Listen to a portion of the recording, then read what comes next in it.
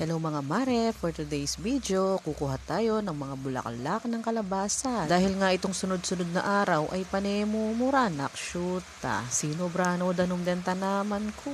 Siyempre ako palang pason, durutan kayong balag ko ngayon, ang gatahi ko rin bulaklak ka rin. Nurugo kakaya na ako wawa, shararout. Karyang mahilig bulaklak ken. Siyempre muna akong diling mga kareni. Tsaka ako pisali, char. So tara na't magluto na tayo ng pinakbet. Gangal doldo, mga niningulam po, bisa na ako. Siyempre, mag-isa ng sibuyas bawang, di naman yung kamatis, ampong bago. Siyempre, yan yung pampanyaman ken.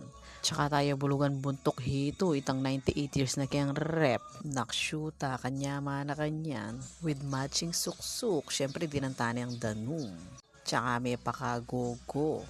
Siyempre, lagay na natin yung mga gulay-gulay, yan, mga kalabasa, yung magic sarap. Tapos, ilagay mo na yung muring balasenas, okra, ampong apalya.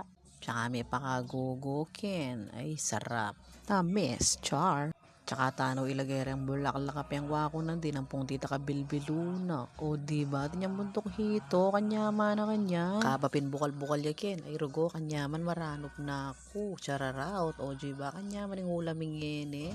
Ay siya, luto na. Manganta na po. Thank you for watching. Thank you Lord sa blessing. Bye-bye.